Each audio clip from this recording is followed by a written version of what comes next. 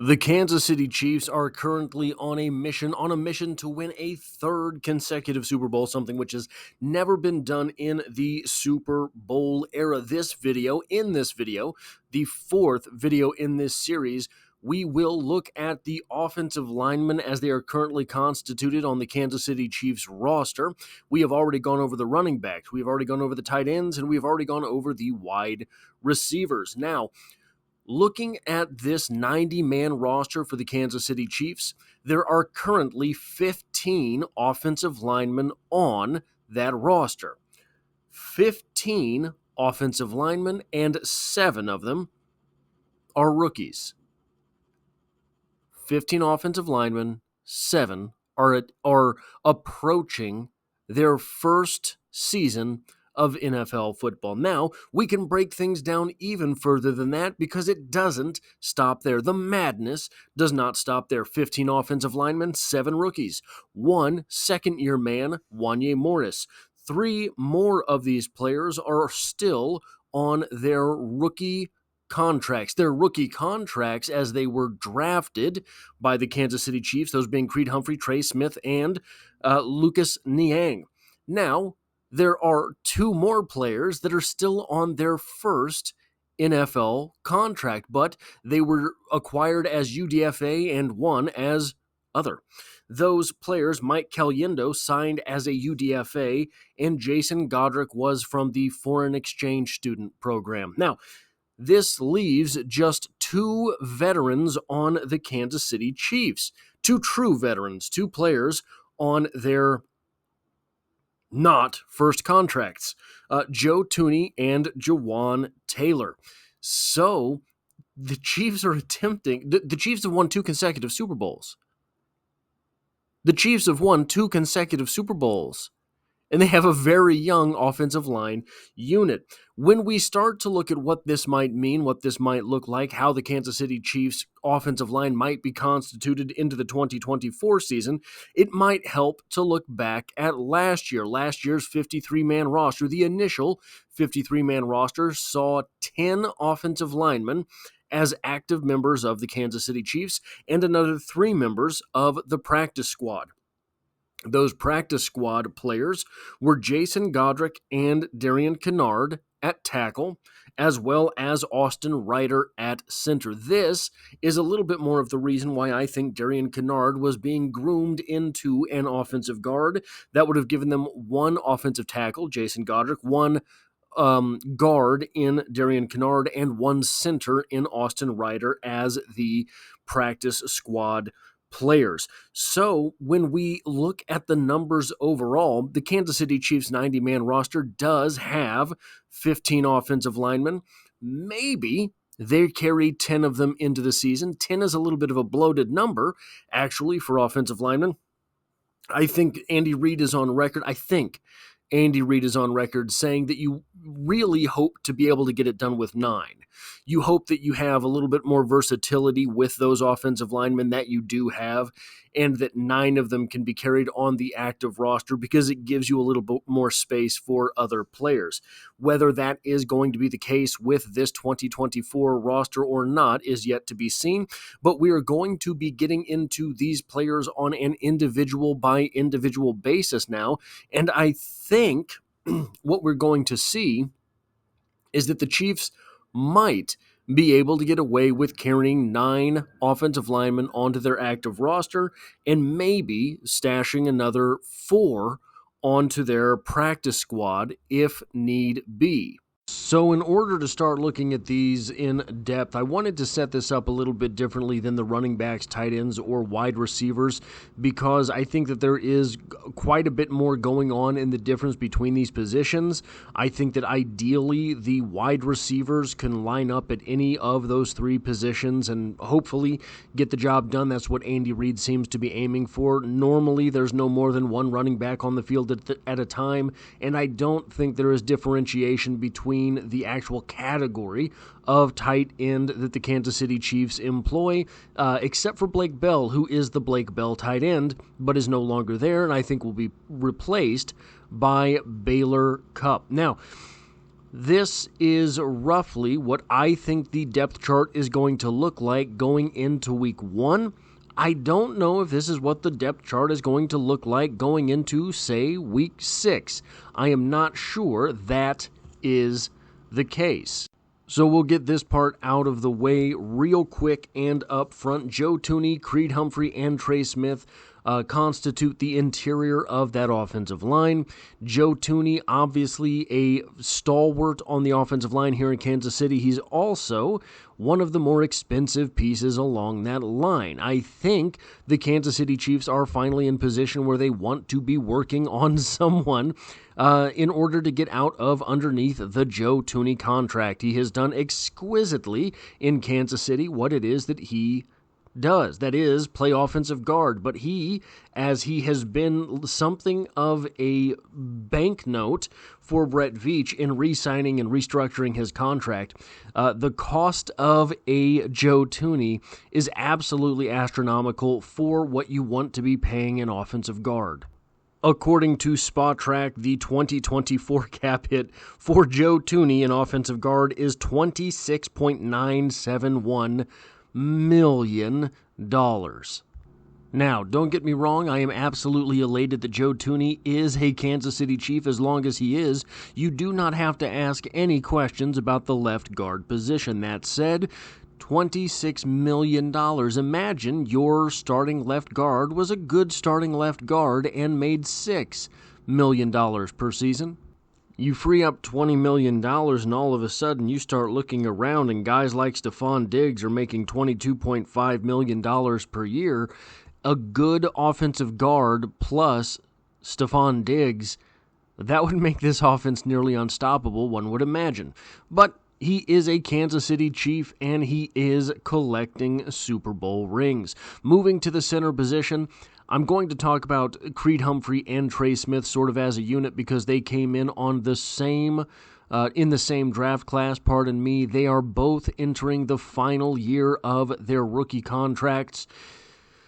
This interior offensive line, Joe Thuney, Creed Humphrey, Trey Smith, will almost undoubtedly not be the interior offensive line come next season. Whether that is because Joe Thuney leaves Kansas City and Creed Humphrey and Trey Smith are re-signed, or because Joe Thuney remains a member of the Kansas City Chiefs and either Creed Humphrey or Trey Smith is gone, I think those are the two more likely scenarios. I think it is possible that something works out with Jawaan Taylor because Jawaan Taylor signed a big contract last season, but we will talk about him in just 1 second. Creed Humphrey and Trey Smith are the two players that round out this interior offensive line, and guys, I don't know that you could have asked for a better situation than having had both of those players together on their rookie contracts. And when you look at that class with Nick Bolton as well, Noah Gray, they came into the NFL, played in an AFC championship game, which is apparently a bad season for the Kansas City Chiefs, won 2 consecutive Super Bowls, and here they are entering the final year of their rookie contracts where they will be attempting to win a 3rd consecutive Super Bowl.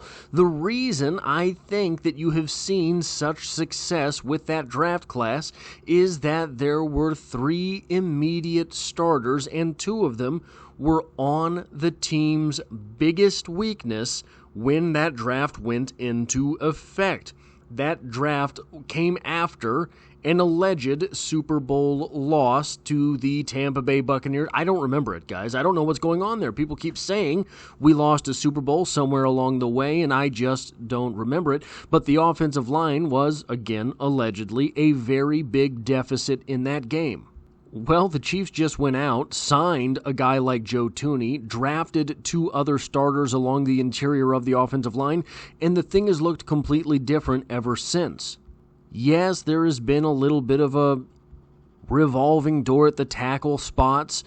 Guys, that's the NFL. Tackles are hard to find. And when you're drafting 30th, 31st, 32nd, you're not going to be able to find one very easily at all. Now, speaking of finding an offensive tackle, drafting late in the draft, we have the left tackle situation here. This might be the most contentious 1-2 on this depth chart. Wanya Morris at 1, Kingsley Suamataia at number 2. I'm not sure how long this lasts. Kingsley Suamataia seems a lot more like a left tackle than Wanya Morris to me. And I am just realizing that I misspelled Kingsley's first name. The E is supposed to be before the Y. If you're watching, Kingsley, I apologize. It's going to be far too much work at this point to go back and fix it, though. So that 1-2 of Wanya Morris and Kingsley Suamataia. Wanya Morris definitely has starting tackle potential in the NFL. Wanya Morris is a guy to me that looked like he belonged on the field, and some warts in his game were slowly exposed as he was out there. I think, however, that he proved he has the stuff to start on the line.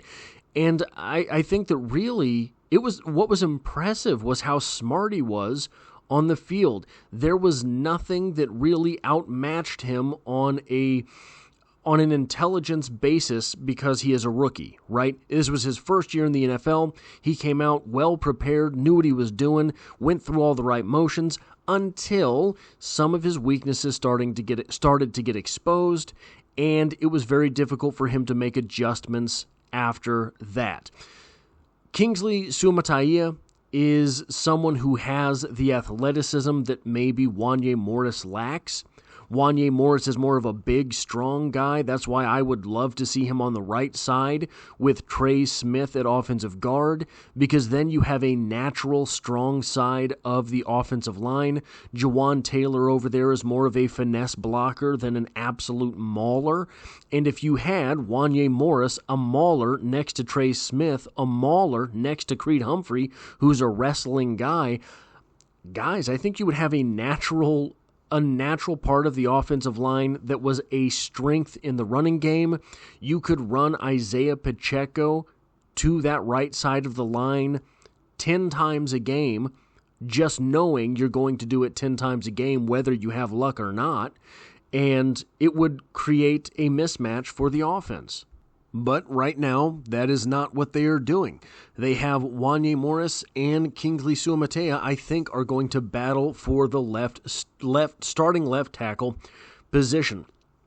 Now, I think Wanya Morris, week 1, snap 1, will be the starter at left tackle. Do I think that is necessarily going to be the case throughout the season? I don't know. I really don't. Kingsley Suamataia is a guy that really does have movement skills that Wanya Morris simply does not. Wanya Morris is a guy that, when you look at him on film, likes to move forward. That's a strong side tackle. That's not the weak side tackle. That's not the left side tackle. The thing that is, I think, what's really going to hold this offensive line up, and I don't think, how do I say it? Jawaan Taylor's making a lot of money to ride the bench. Will this front office and this coaching staff be able to concede and say that they made a mistake? Yeah, I think probably they will be able to do that. At what point will they be able to do that? Well, it won't be until there is clearly someone better than Jawaan Taylor to start at that right tackle spot. I'm not sure that what we saw from Wanya Morris last year is that definitive at this point. But there's also a reason they haven't brought back Donovan Smith, at least not yet, and it seems to be that Donovan Smith would be able to be had for a contract that's maybe similar to the one that he signed last year. No one is biting on that, and he did well enough for the Kansas City Chiefs to win a Super Bowl. So I think the thing that would need to ultimately happen is not only that pretend for whatever Kingsley Suamataia becomes the starting left tackle. Wanya Morris looked better in his time at left tackle than Jawaan Taylor did at right tackle. You can move Wanya Morris over to right tackle, and he is better than Jawaan Taylor. Say that is the case. What do you do then with Jawaan Taylor? Do you just put him on the bench where he loses all value because you can't really cut him or trade him until the end of next season? So, if you and the coaching staff think that Wanya Morris is better at right tackle than Jawaan Taylor, but marginally so, well, why wouldn't you just save the reps on Wanya Morris's knees, let Jawaan Taylor play, and hope to be able to trade him at a point where you have another backup that can take the field? Right now, I don't trust Lucas Niang. So in that situation, say Wanya Morris starts at right tackle, Kingsley Suamataia starts at left tackle, you don't want $25 million riding the bench when you have 7 rookies on your offensive line depth chart. You would hope to recoup some of the value from Jawaan Taylor. Hard to do that if he's riding pine. So you would hope you're in the position, and you can't trade him until you have a backup that's as good as Wanya Morris will be at backup, because the moment you trade Jawaan Taylor, Wanya Morris gets injured, you have egg on your face. So to cover Jawaan Taylor briefly, this is something that I have said on the channel recently. Jawaan Taylor had as many penalties, as many called penalties, as many accepted penalties last season as he had in the rest of his NFL career combined. I do not believe that that is going to be a repeat performance. It seems to me definitely that the NFL was targeting Jawaan Taylor to some degree last season, and when that starts to happen, it's understandable that the rest of your play will start to suffer a little bit, because you're going to be in your own head, you're going to be questioning what it is that you're doing out there on the field, you're going to be questioning whether or not any little thing that you do is going to draw a flag. So yeah, I think he's going to have a bounce back season. He signed a 4-year deal. He is entering year 2. Wanya Morris is on a 4-year rookie contract. He is entering year 2.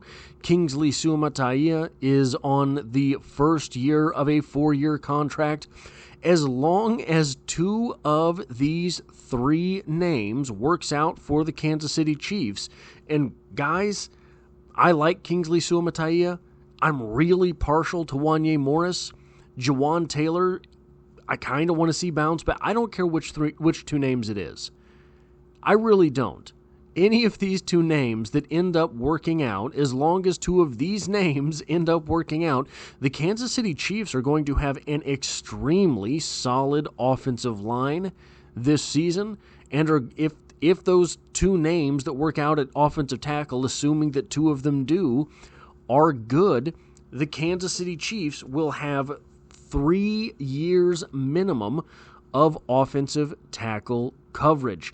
This is going to be a bit of a turbulent era for the interior offensive line after this season, but this might be the most solid unit that the Chiefs have had in the Andy Reid era, from the sort of number 1 to number 10 spots. Speaking about those later era spots, those lower number spots, you have C.J. Hansen, the backup left guard there I have listed. I think that is exactly what they're going to be doing with C.J. Hansen. I think that he is going to be learning in the footsteps of Joe Thuney. I really do think that he is going to have a few opportunities to fail at offensive tackle. When you look at the way he moves, he is a really fluid competitor, and I think that he's a little bit light at 305 pounds, and his arms are a little more than a half inch short of what Andy Reid likes to see as an arm length for an offensive tackle. Andy Reid prefers 33-inch arm offensive tackles. He has 32 3/8-inch arms. But I think when you start, he ran a 5 flat 40, a 1.76 10-yard split. He had a 115-inch broad jump and a 33.5-inch vertical. That 33.5-inch vertical is 97th percentile for offensive guard. The broad jump is 98th percentile. The 40 is 95th percentile. He's a guy who can move around on the field. Joe Thuney, some might remember this, played a few snaps of left tackle for the Kansas City Chiefs at the end of the 2021 season, I think, when Orlando Brown went down. He has played a little bit of right tackle, I believe, for the Patriots years ago. So this type of offensive guard, the type of offensive guard that C.J. Hansen is, sometimes they get a shot at tackle. It would be absolutely incredible for the Chiefs to have snagged an offensive tackle in the 7th round of the NFL draft in C.J. Hansen. You see what wonders snagging a starting right guard in the 6th round has done for the Chiefs in Trey Smith. That sort of win, the sort of win that happens when you get a starting player late in the draft, puts your position group on rocket fuel. Look at what the Kansas City Chiefs secondary has looked like since they plucked Jalen Watson very late in the draft and Joshua Williams fairly late in the draft. And those guys aren't even starters. Now, all that said, I think that C.J. Hansen's ceiling is a possible starter at right tackle. That's an extreme ceiling, right? I think that what you are hoping to get out of C.J. Hansen is a really good offensive guard. It's no accident that I have him listed behind Joe Thuney here. I think that he is that brand of offensive guard. I think he will be learning behind Joe Thuney this year, and I think that he will be, hopefully, I think the coaching staff, I think the front office wants C.J. Hansen to end up being the guy after Joe Thuney. Moving on to Hunter Nourzad. Guys, this is a guy that might be able to replace either Creed Humphrey or Trey Smith. Is he going to be as good as either Creed Humphrey or Trey Smith? That remains to be seen. He has the potential to be. He's a big guy at 6'3", 317 pounds. He has big hands, 10 3/4 inches. He has a great wingspan at 80 inches overall. That's 81st percentile. So when you are looking at potential replacements for either Creed Humphrey or Trey Smith, maybe Joe Thuney, Hunter Nourzad is a name that is going to be floated at all of those positions. And I'm not trying to suggest anything. I think that Creed Humphrey has been a top 5 center in the NFL from the moment he stepped onto the field, but we saw some bad snaps last year.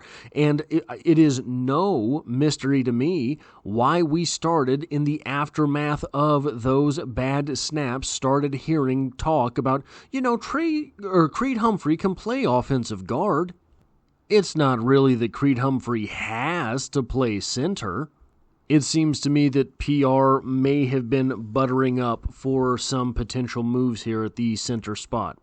That said, guys, when you take a step back, Wanya Morris, can he start at tackle? I believe so.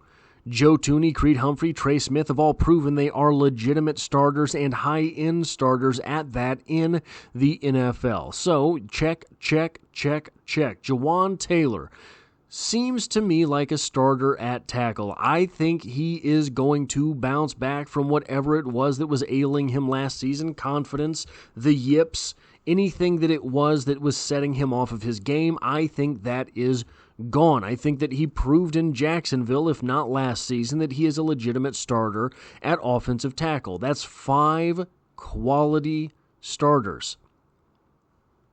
Kingsley Suamataia, I think he has starting potential.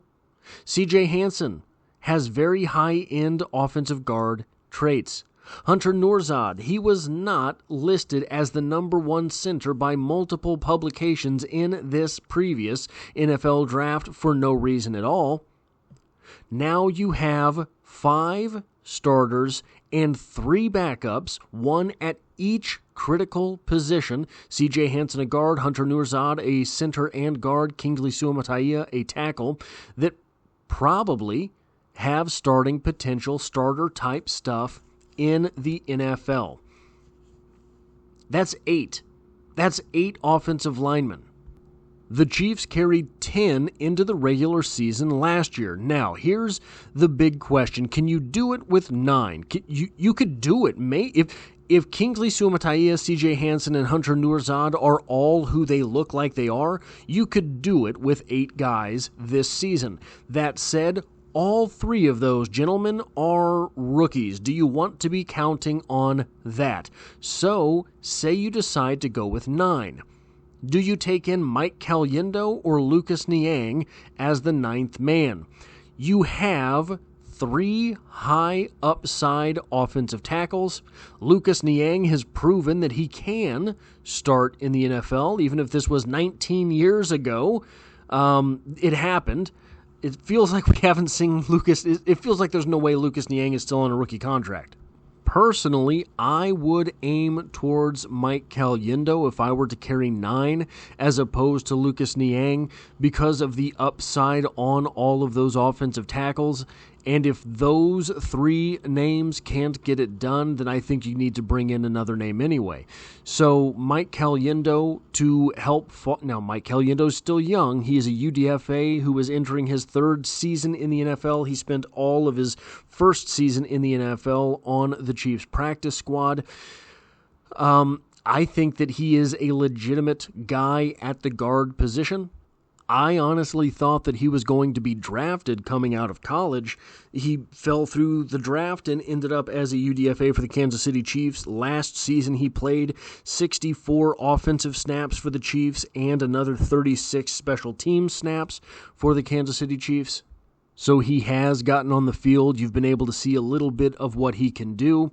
Lucas Niang, by the way, in that 2021 season, played 525 offensive snaps. In 2022, just 9 offensive snaps. And then in 2023, last season, he played 58 offensive snaps.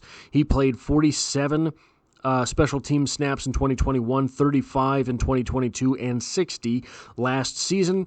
It is difficult to say that he really has any type of trade value, but you are looking at a guy that is 6'6", 320-ish pounds, 34.25-inch arms, 10.5-inch hands. He does have the tools if the Chiefs can put him in position this preseason to have a little bit of shine in those 3 preseason games.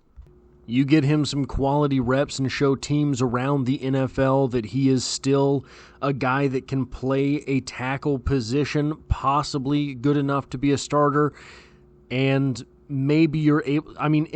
offensive tackles are at a premium in the NFL. Offensive linemen are at a premium in the NFL. If you can prove that he has the potential to be on the field for someone, you might be able to reclaim some value for him. I'm not saying it's going to be a whole lot, right? You're probably looking at a 7th-round pick. But when you're talking about a guy who was drafted in 2020 and spent basically a year away from football during the pandemic, reclaiming anything for him when he has not started for your franchise in a few years would be absolute magic on the part of Brett Veach and company. And I know I sound like a broken record at this point, but I will point back to the Yasir Durant trade. I will point to the Amir Smith-Marset trade. Brett Veach is a guy who will rub 2 pennies together until he has a nickel. And quite frankly, when you're the general manager of the franchise that has had the 32nd pick in each round 3 of the last 5 seasons, you have to do that. Looking at the last 5 names on this list, well, let me start here. I fibbed a little bit with Nick Torres. Nick Torres is actually an offensive tackle. I don't know that he is going to really be an offensive tackle in the NFL. I think if he does have a future in the NFL, it's probably going to be at the guard position. That said, I think that he has a better opportunity at a future in the NFL than Griffin McDowell. So I left Griffin McDowell at the offensive tackle spot, but put him at 4th on the depth chart. Now, if you were to move Nick Torres out to offensive tackle and you take a step back, the Kansas City Chiefs have 15 offensive linemen, and 8 of them are offensive tackles. This is Brett Veach and this front office throwing noodles at the wall to see what sticks. They are tired of having to screw around with offensive tackles, and if you bring in 8 of them, hopefully 2 of them can start in the NFL. Now, on a player-by-player basis, the Kansas City Chiefs, as I mentioned earlier in this video, kept 3 offensive linemen on their practice squad last season. I don't know. Now, they will get an exception for Jason Godric, so probably he's on the squad. Because he is an international player, they will get that. I don't know if you get 2, so I don't know if Louis Rees-Zammit and Jason Godric can both get the Chiefs an additional practice or an additional spot on the roster or not. It might be that they saw enough from Jason Godric that even though he does not qualify for an additional roster spot anymore, they would keep him around. I think, looking at those last 5 names on this roster, Ethan Driscoll, McCade Mettauer, Nick Torres, Jason Godric, and Griffin McDowell, Ethan Driscoll has the brightest future in the NFL. I think that it's possible he moves to offensive guard. That is going to be difficult for a guy who is 6'8", but I think that he has the type of stuff. He reminds me a lot of Darian Kinnard. Watching him play, I always thought that Darian Kinnard should move into offensive guard.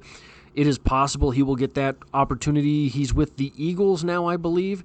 It's possible he gets that opportunity there, right? But it seemed that for whatever reason, the Chiefs were not willing to make that move with him.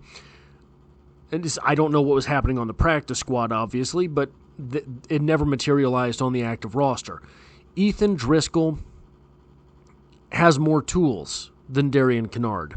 Darian Kinnard was more impressive physically than Ethan Driscoll. Darian Kinnard was much stronger and able to impose his will. Ethan Driscoll is not that guy. If you want to hear more of my thoughts on Ethan Driscoll, there is an entire video on him in the 2024 Draft Picks playlist, just like there is one for Kingsley Suamataia, CJ Hansen, and Hunter Nourzad. Now, moving into McCade Mettauer. 6'4", 307 pounds, out of Oklahoma. He was a UDFA this season. 9 7/8 inch hands, 33 1/4 inch arms, a wingspan of 77.5 inches, a 40 of 5.5, a short shuttle of 4.96, a vertical of 28.5, a broad jump of 102 inches, a 3-cone drill of 8.29, and 22 bench press reps. None of those are particularly compelling numbers. It is something to be said for him that he participated in absolutely everything. Here's why it's difficult to write him off. He started for the Oklahoma Sooners. Between his senior and super senior seasons, he played 1,468 snaps for the Oklahoma Sooners. During that time, he gave up 0 sacks. Going back to his junior season in 2021 for California, playing at Cal, he gave up 0 sacks. Going back to 2020, he gave up 1 sack. And his freshman season in 2019, he played 790 snaps and gave up 4 sacks. But that's as a true freshman playing major football and seeing 790 snaps. Now, I do not see McCade Mettauer as a legitimate prospect in the NFL.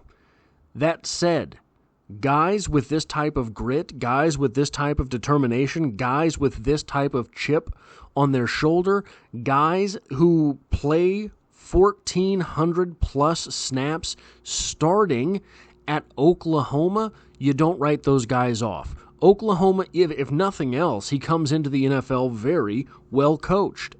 And in the pre-draft process, there were people suggesting that he might have a future at right tackle. I certainly don't see that.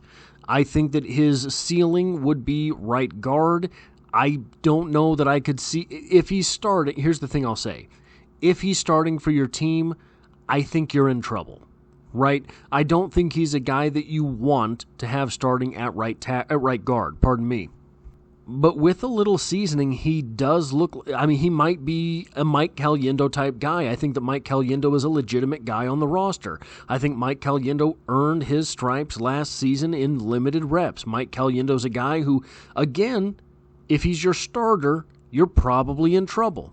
But if Mike Caliendo is your backup that has to come in some spot duty, you're doing okay. I think that's probably what you've got in a McCade Mettauer. But even if that's the ceiling on him, to be the Kansas City Chiefs, to draft 3 guys in one season, Kingsley Suamataia, CJ Hansen, and Hunter Nourzad, who I think all have starter potential, and then you pick up guys like Ethan Driscoll and McCade Mettauer in the same UDFA class that have maybe backup offensive lineman potential in the NFL, that's phenomenal. Now, Nick Torres, apparently, I'm getting this information off of the internet. I don't know where it came from. 7.73 RAS score. Apparently, this ranks him 300 out of 1,317 offensive tackles between 1987 and 2024. I was able to find that he had a 7.343 cone drill and a 5.25 40-yard dash. Both of those are decent numbers, so I don't know where it is that Nick Torres would have really raced up that board. I cannot speak to that. I'm not saying anyone is lying, but I have no idea. The information on pro days is incredibly difficult to find anymore. If anyone has any spots where they're able to find that pro day information easily, let me know. It used to be all over the internet, but I guess it got to be to the point where it was too ubiquitous and you wouldn't get any clicks on it. So I don't know. Hopefully, Nick Torres is one of those top 300 offensive tackles over the last 30-odd years, right? That would be phenomenal. Jason Godric, I have no idea. I have no idea about Jason Godric, so there's that. He hung around all last season on the practice squad for the Chiefs, so apparently they liked him at least that much. And if nothing else, if you pay attention to his other apparent proclivities, his other apparent hobbies, and the other things that he's been caught doing this offseason, if nothing else, he probably has some really interesting theories on aliens. Now, finally, Griffin McDowell. Griffin McDowell started his college career at Florida before transferring to the University of Tennessee at Chattanooga. He is 6'5", 282 pounds. He was predominantly a special teamer for the Gators before making the move to Tennessee at Chattanooga. I am pretty much out in the dark on this one. Obviously, to this point in time, he is one of the 90 most compelling names that Brett Veach could figure out how to get to training camp in Kansas City. One might surmise that he would be looking at a move to offensive guard with a 382-pound frame. Sometimes you can get away with he's going to have to get closer to 300, but sometimes you can get away closer to that 300 mark at the offensive guard position. So that's it, guys. That is the rundown that I have at this point for the 15 names that the Chiefs currently have at the offensive line positions. It seems to me that what we might see as training camp goes on, that what we might see is what we might see after the preseason games, because that cut now is all the way down from 90 to 53. So there is a Red Friday in the NFL, which is for the rosters in general. So it strikes me that what we might see is some moves made deep on this offensive line. If the Kansas City Chiefs are able to prove that they have some movable pieces, Lucas Niang, if Mike Caliendo takes a step forward this season, I think that we still have Hunter Nourzad and CJ Hansen that have higher ceilings than Mike Caliendo. If you think you can squeeze something out of somebody for a Mike Caliendo, then maybe you make that move. I think that it is possible we do see the Kansas City Chiefs pounce on one of these names that becomes suddenly a free agent at the end of the preseason in order to really leave zero doubt at that offensive tackle position. What that would look like, I have no idea. I think that there is a possibility, as we have seen Brett Veach with an itchy trigger finger so far this preseason already, making several moves at several pieces of depth on this roster, we may see a little bit of churn with those last 5 names I talked about. I think Ethan Driscoll is the only guy who's really sort of safe on the roster. I think that the upside there is at least intriguing enough that you don't want to move past him before you get him in pads and see what it is that he can do. This is another video in the 2024 preseason playlist here on the channel. This is also another video in the rundowns that I am doing position by position for the Kansas City Chiefs prior to training camp beginning. So if you are interested in my thoughts on the wide receivers, running backs, and or tight ends, those videos already exist. The other videos in this series will be coming, and as always, I hope to see you for the next one.